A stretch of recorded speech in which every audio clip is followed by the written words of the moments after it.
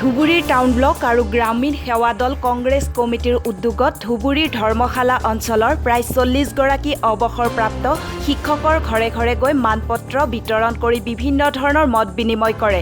প্ৰতিটো বছৰৰ 5 ছেপ্টেম্বৰ দিনটো গোটেই ভাৰতবৰ্ষতে পালন কৰা হয়। ইয়াৰ কাৰণ হ'ল ডক্টৰ সৰ্বপল্লী ৰাধাকৃষ্ণনৰ জন্ম হৈছিল 1888 চনৰ 5 ছেপ্টেম্বৰ তাৰিখে। তেখেত এজন পণ্ডিত আছিল।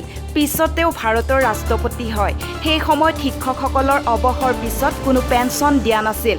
শিক্ষকসকলে অৱসৰৰ পিছত পেঞ্চনৰ বাবে আবেদন জনালে মহামান্য ৰাষ্ট্ৰপতি ডক্টৰ সৰ্বপল্লী ৰাধাকৃষ্ণনৰ ওচৰত।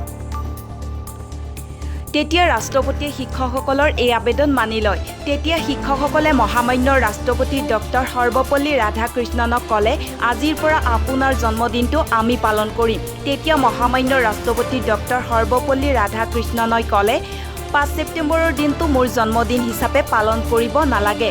আজিৰ পৰা 5 ছেপ্টেম্বৰ দিনটো শিক্ষা দিৱস হিচাপে পালন কৰিবা। তেতিয়াৰ পৰাই গোটেই ভাৰতবৰ্ষতে 5 ছেপ্টেম্বৰৰ দিনটো শিক্ষা দিৱস হিচাপে পালন কৰি আহিছে।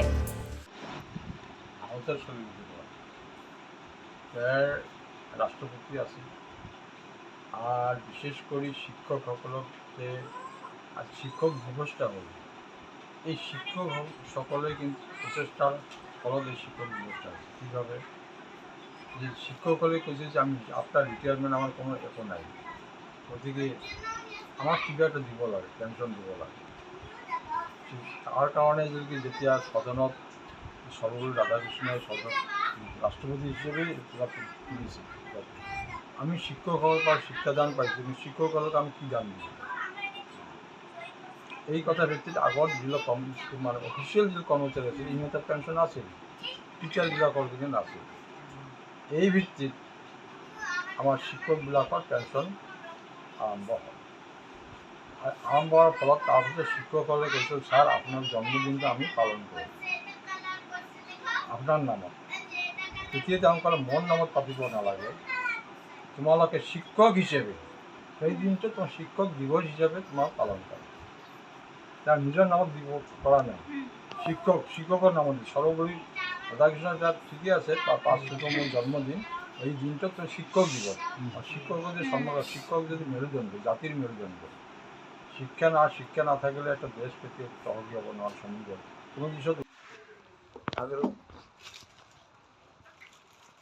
আপোনালোকৰ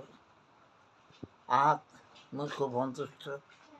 সর্বপল্লী রাধাকৃষ্ণ রাজিয়ায় উনি একজন শিক্ষক ছিলেন, ওনার বহুত গুণ আছিল। সেই হিসেবে ওনার সম্মান সূচক হিসাবে আমি শিক্ষক দিবস পালন কৰি আছোঁ। আৰু এই সন্মানটো যাতে ল'ৰা ছোৱালীবিলাকো পায়, সিহঁতে যাতে সৰ্বপল্লী ৰাধাকৃষ্ণৰ নিচিনা হ'ব পাৰে, এইখিনি আমাক সহযোগিতা কৰিব লাগিব, যাতে সিহঁতে আগবাঢ়িব পাৰে। আপোনাৰ পৰিচয়টো দিব। মোৰ পৰিচয় হ'ল, মই সঞ্জীৱ কুমাৰ সিং, আপোনাৰ ঘৰ ধৰ্মশালা দ্বিতীয় খণ্ড। আজি 5 ছেপ্টেম্বৰ ডক্টৰ সৰ্বপল্লী ৰাধাকৃষ্ণৰ আজি এই দিনটোক শিক্ষা দিৱস হিচাপে পালন কৰা হয়, কি ক'ব?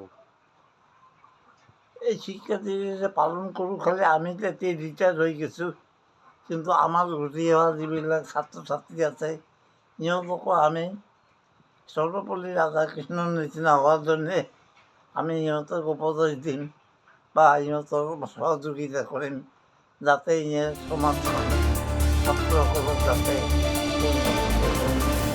ধুবুৰীৰ পৰা অপিয়ন হকৰ ৰিপৰ্ট, E24 লাইভ ব্ৰেকিং।